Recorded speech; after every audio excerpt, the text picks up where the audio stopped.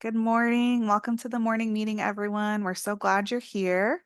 I am really excited about our guests this morning. Before I kick it over to them, I'll do our go-to weekly state budget update. We were able to testify in the Senate Finance Committee on Tuesday morning. We didn't receive any questions, but we did prioritize a lot of the topics that we've all been talking about this season: expanded access for childcare, publicly funded childcare, as well as childcare choice vouchers.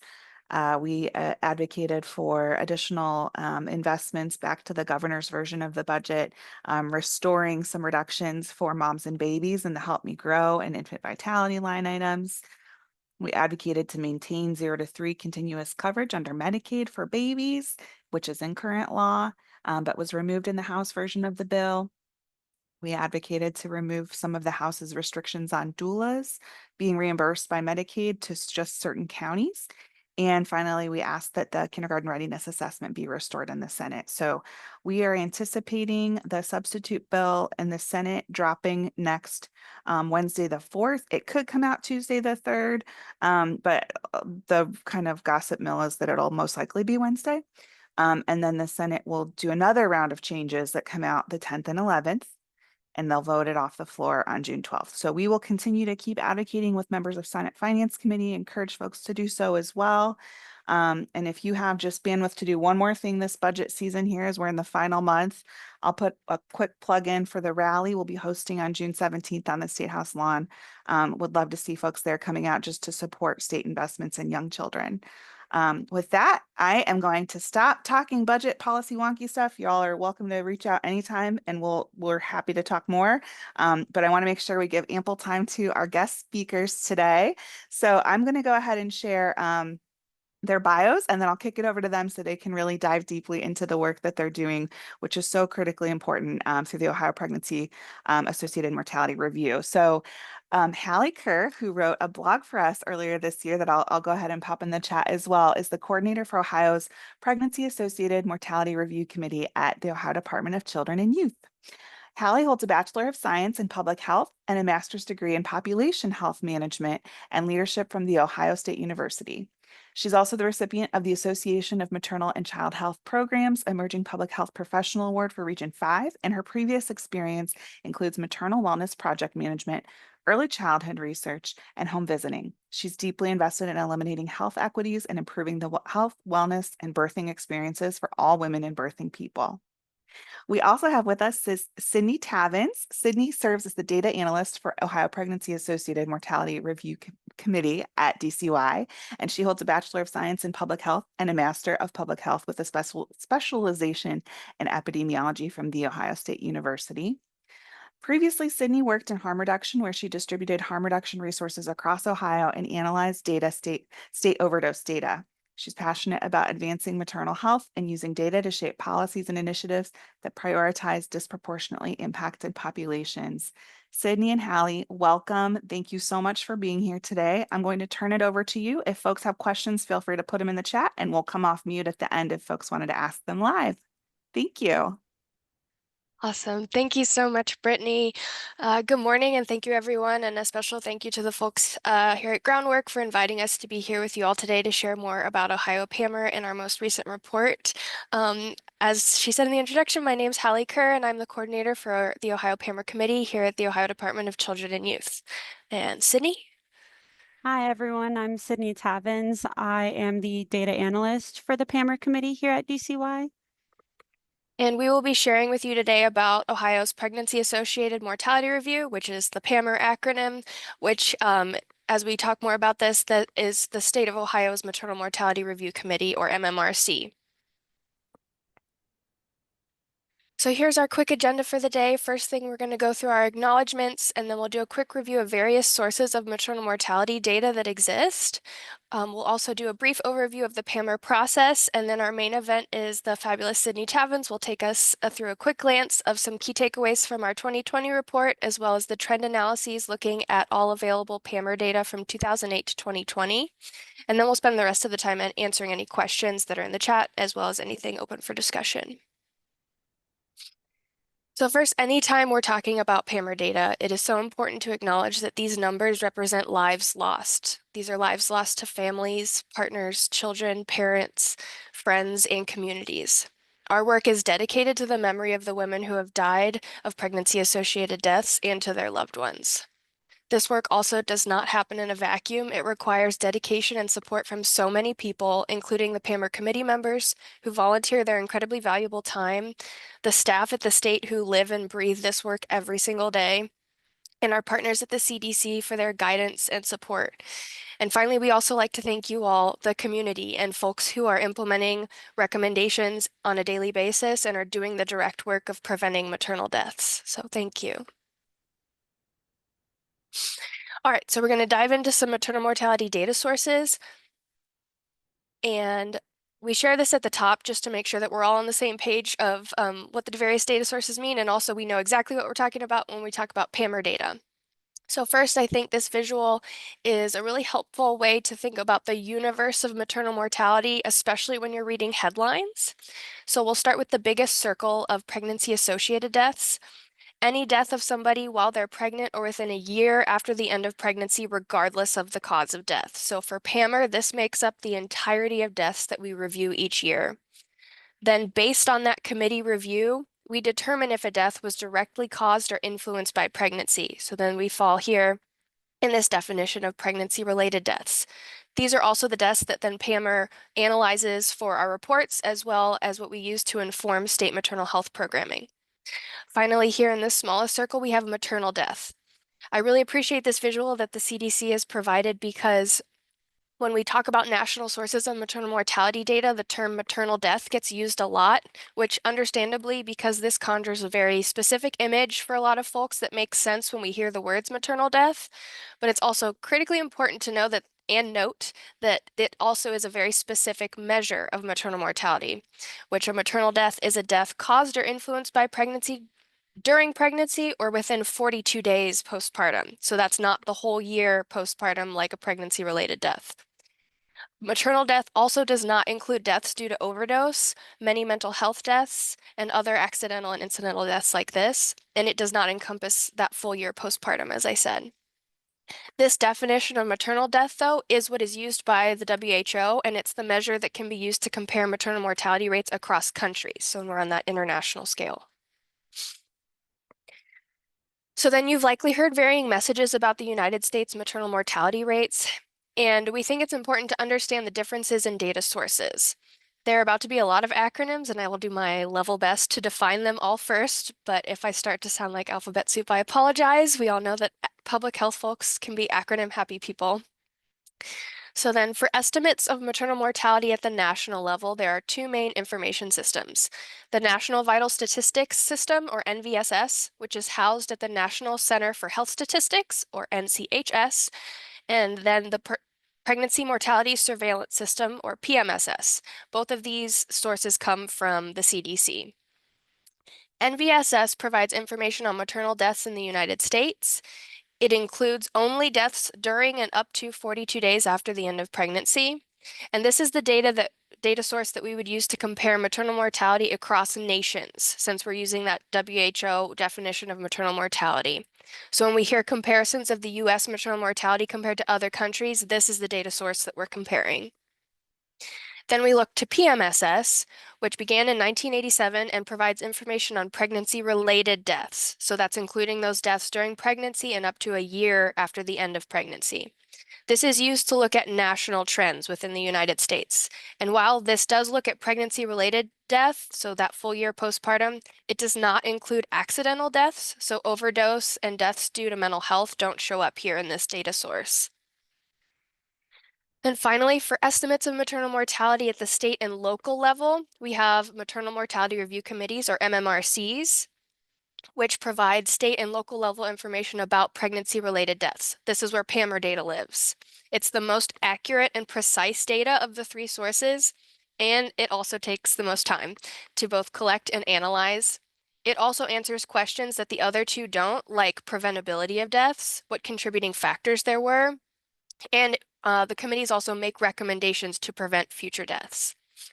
This is the most important part of this slide, but we cannot directly compare information across these three sources, so from NVSS to PMSS and MMRCs. While they're all trusted sources of maternal mortality information, they're based on different data and they serve different purposes.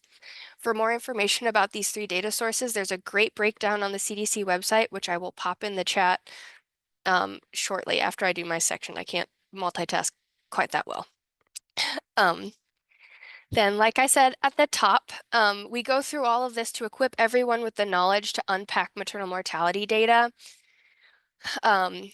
To just be able to unpack that maternal mortality data, especially when we're reading about it in the news. So here are some of our recommendations when you're doing that. When you're reading the headlines about maternal mortality, it's important to consider the following things. What is the data source? So of those three we just talked about, which data source are we using? What measure of maternal mortality is being used? So again, are we looking 42 days? Are we looking full year? Are we including accidental deaths or not? And can you assess the methodology that's used? All important things to keep in mind. As we mentioned earlier, MMRC data is the gold standard for gathering, analyzing, and understanding pregnancy-related death with the goal of making actionable recommendations to prevent future pregnancy-related deaths. If you ever have any questions about maternal death data, we are always more than happy to help assess the sources and also identify if MMRC data is available to answer that same question. It's also accurate, as I said, to say that PAMR data is also going to be the most delayed data source of those three due to that intense review process that's required for each death. And then most importantly, at the end of the day, regardless of what data source you're looking at, we can all agree that maternal mortality is an issue in this country and we have our work cut out for us. So before Syndey dives into Ohio data here, this is just a quick picture of the national data. This is that PMSS data source, which is the most accurate source for national data when you're looking at national trends for pregnancy-related mortality. We have not seen improvements in pregnancy-related maternal mortality for over a decade, and despite technology and other advancements in medical care, the pregnancy-related mortality ratio increased from 17.6 in 2019 to 24.9 in 2020. There's a whole lot we could talk about this. Not only are we better at recognizing and capturing these deaths, but then also the other trends of drivers of pregnancy-related death. Additionally, I want to note that as of just this last week, the CDC has just released their PMSS data for 2022 and 2023, where this spike in maternal mortality rates that we've seen has begun to, in 2023, return to some pre-pandemic levels. I will also drop that link in the chat in a moment. Then when we talk about MMRCs, maternal mortality review committees, like I said, they're the most accurate and detailed source for state data. It's also the only source of maternal mortality data that generates statistics about contributing factors and preventability. This is what Ohio PAMR data offers for us all. And the CDC does release reports of collated MMRC data from states across the country, but because states are often in a different place of review, these are not comprehensive reports of the entire nation. This is their most recent report, which includes data from 38 states in the US of data through 2020. All right, and then before we hop into Ohio data, let's just real quick take a look at PAMR processes. I know we already touched on some definitions. This is our visual graphic that we use here in Ohio, talking about the different definitions. So we start with, like I said, those pregnancy-associated deaths, the death of a person during pregnancy or within 1 year, regardless of the cause. Those are all of the deaths that we review every year, anything that meets that definition. We then work to determine if that death was pregnancy-related, often asking the question, if the woman had not been pregnant, would she still have died? If that answer is no, then the death is considered pregnancy-related. And then very occasionally we have cases where we're unable to determine pregnancy relatedness. This is often where cases we have insufficient records or information to determine if that death was related to pregnancy. And then this is how we get a pregnancy-related mortality ratio. It's the number of pregnancy-related deaths over the number of live births during that same time frame. So the number of pregnancy-related deaths in 2020, for example, over the number of live births to Ohio residents in 2020. And then this fraction is expressed as a ratio per 100,000 live births. It's so important to talk about pregnancy-related death as a ratio because it's important to provide the context in which this problem is happening, so it really puts the number into perspective. And then really quick, this is a helpful slide provided to us by the CDC just to provide folks a little bit more about what MMRCs are and they are not. They are this ongoing confidential process of data collection and analysis to interpret those results and then generate action. It's that systematic process that's guided by specific policies, rules, and statutes, excuse me, as is detailed in Ohio Revised Code. And it's intended to move that data from just collection towards prevention activities. It is not a mechanism for assigning blame or responsibility for any of these deaths. It is not punitive. It's not a research study. It's not peer review. It's none of these other things that here are listed. And it's also not a substitute for existing mortality and morbidity inquiries that already happen at the hospital level. On this slide, I'm going to dive deeper into the PAMR process. This is a very simplified version of all of the work that goes on behind the scenes. We first start in this right-hand corner in the green box with the identification of deaths, where Syndey is one of our experts there. We identify all of the deaths of pregnancy-associated that fall in that pregnancy-associated category that occur to Ohio residents in a calendar year.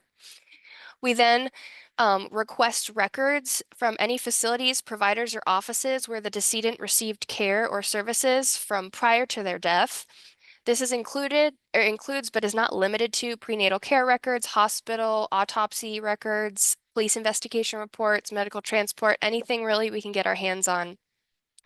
And this information is then used to create de-identified case summaries that describe the events that led to the decedent's death, which is then reviewed by the PAMR committee. The staff responsible for this process is a team of amazing nurse abstractors who are in many ways detectives. They invest an incredible amount of time and energy and in this work to respectfully and holistically understand the experiences of these women and their pregnancies and then tell their story. Then in that third step, we move to our multidisciplinary committee review. One of the things that's unique about maternal mortality review surveillance is we ask 6 key questions that are listed here. Some of the most important, in my opinion, being not just if it was related to pregnancy and the cause of death, but really looking at that preventability piece and what things contributed to the death, and then making those actionable recommendations for how we can prevent future deaths. And then finally, we analyze all of this data that's collected during committee reviews, and then we disseminate it to stakeholders in events like this through our reports and also through our own internal mechanisms to make sure the work that we're doing at the state is reflective of the data that we have. And then this graphic comes from the 2020 report. I think it's helpful to just provide perspective about the time that this data takes to generate. As a quick update to this graphic, the committee has actually just wrapped up review of 2021 deaths and begun review of 2022 deaths as of this month of May. And then as we are moving forward, and as you can kind of see in this graphic, just wanted to note that several years ago now that PAMR and our leadership made the difficult decision to skip 2019 review to be able to get to 2020 deaths in an effort to achieve more timely data and also really understand the impacts of COVID had on pregnancy-related death. We do still have the vital statistics data so that we can look at pregnancy-associated trends over time for 2019, but it's not included in these analyses. All right, and with that, I will pass it over to Syndey. Thanks, Hallie. These next couple of slides, we'll just be looking at some of the key findings from the 2020 report. And with this slide first, we're going to be looking at, again, that 2020 report on pregnancy-related deaths that was released just at the end of February. And so this is a report that's reflecting a single year's worth of data. And so in 2020, it was determined that 28% of the pregnancy-associated deaths were determined by the committee to be pregnancy-related. And so as we discussed earlier, that means that the committee deemed that had she not been pregnant, she would not have died, that pregnancy-related specific definition. And so of those pregnancy-related deaths, 66% were deemed to be preventable as well by the committee. That's something else that we're looking at in that sort of committee review is preventability. And so additionally, Black women were overrepresented among pregnancy-related deaths, and infection was the leading cause of death overall. And so this included those deaths due to COVID-19, and 45% of the pregnancy-related deaths due to infection were deemed preventable as well. And so inadequate assessment of risk was the most frequently identified factor that contributed to pregnancy-related deaths in the year of 2020. Next slide. And so specifically looking at those contributing factors, the contributing factors are the specific circumstances that the committee members are identifying that could have prevented the death. And so this can look like things, unstable housing, issues with care coordination, issues with access to needed care, chronic diseases, trauma, violence, and more. And so these are organized based on a prescribed set of categories of those different contributing factors that are set by the CDC. So then it's kind of each state with an MMRC is using the same sort of contributing factors to choose from. So in 2020, there were a total of 88 contributing factors that were identified among the 23 preventable pregnancy-related deaths. And we go into that a little bit more on this slide here. Next slide. And so here are some examples of recommendations written by the committee, looking specifically at care coordination and continuity of care. And so again, these recommendations are organized by the committee across different levels of care. So that includes the community, system, facility, and provider levels. And these are all geared towards making sure that the care that the patients need is communicated and coordinated across those various providers and systems. Next slide. And then looking at another contributing factor, looking at that lack of access or those financial resources. This is speaking to, again, at that community, system, and facility level, making sure that people have access to the things they need to get the care and support that they need. As an example, looking at this facilities recommendation, when patients communicate difficulties with adhering to care guidelines due to financial and access issues, facilities should consider connecting patients with social services to identify barriers to accessing healthcare and possible solutions to barriers. And then finally, we're going to wrap up our presentation today looking at the Ohio PAMR data trends from 2008 to 2020, now that we have that 2020 data complete, and also noting that 2019 data is not included. Starting with this first slide here, we're just looking at the pregnancy-related mortality ratios from 2008 to 2020, noting that they have increased from 2008 to 2020 here on this slide. Looking at this slide here, you'll see that from 2008 to 2020, non-Hispanic Black women were almost 2 times more likely to die from pregnancy-related causes than non-Hispanic white women. And the pregnancy-related mortality ratio for non-Hispanic white women was 15.7 deaths per 100,000 live births, while the PRMR for non-Hispanic Black women was 29.4 deaths per 100,000 live births. In this slide here, you'll see that the mental health conditions cause of death was the leading cause of pregnancy-related death in Ohio from 2008 to 2020, including those due to substance use disorder, overdose, depression, anxiety disorder, and other psychiatric conditions. And in this slide here, you'll see that the leading causes of death do vary by race, ethnicity, and for white women, the leading cause of death was mental health conditions, including that substance use disorder and overdose. But for Black women, the leading causes of death were infection, cardiovascular and coronary conditions, hypertensive disorders of pregnancy, embolisms, and hemorrhage. One of the last slides here we're looking at is looking at the timing in relation to pregnancy-related deaths. So the majority of deaths, 63% specifically, are occurring in the postpartum period, which includes up to a year after the end of pregnancy. And finally, our last slide in this 2008 to 2020 data trend is showing that the majority of pregnancy-related deaths that occurred in Ohio were deemed to be preventable from that 2008 to 2020 timeline. And that concludes our presentation for today. We've got both of our emails here on the slide, and we'd love to take a couple minutes to answer any questions anyone has. Thank you.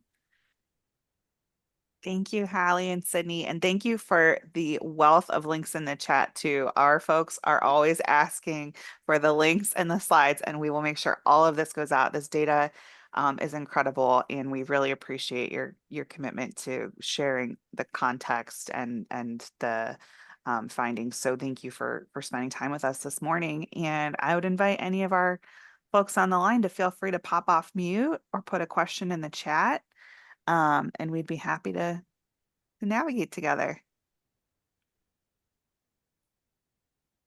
Question. Good So, morning. hi, good morning. Thank you so much for this presentation. I was wondering, is the raw data or that de-identified raw data available publicly for other people to do research on? Oh, okay.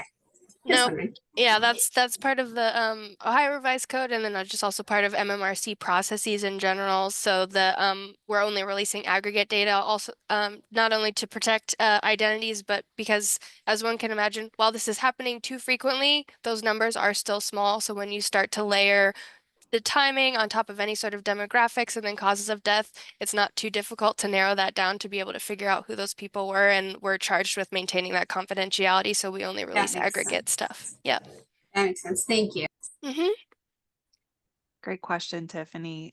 We have another one in the chat from Stephanie Williams. For deaths related to infection and hemorrhage, are there reports showing that patients notified their provider at any point in time? I'm not sure whether that's collected or apparent in the data. Yeah, great question. I think from my understanding of your question, as we're reviewing the deaths, it's based off the records that we have. So we sometimes will know if patients had raised symptoms earlier, or sometimes we only get records when they enter the hospital during that like sentinel event. Um, the way, Syndey, correct me if I'm wrong, there's not a measure or a specific variable that's going to capture that we would analyze, but the way we would that would show up would be in those contributing factors that the committee recognizes. So if in a case where a patient did raise this concern and the committee feels like it wasn't acknowledged, or there was a delay in care after that concern was raised, we identify that as a contributing factor and then make a resulting recommendation. So then those recommendations are where we would have the information to speak to anything like that. So we're able to analyze those recommendations by that contributing factor class that Syndey talked about, and delay is one of them. So things like this would show up in that quote delay bucket. I hope that answers your question. If not, let me know. Thanks, Hallie. And I was just looking in the chat.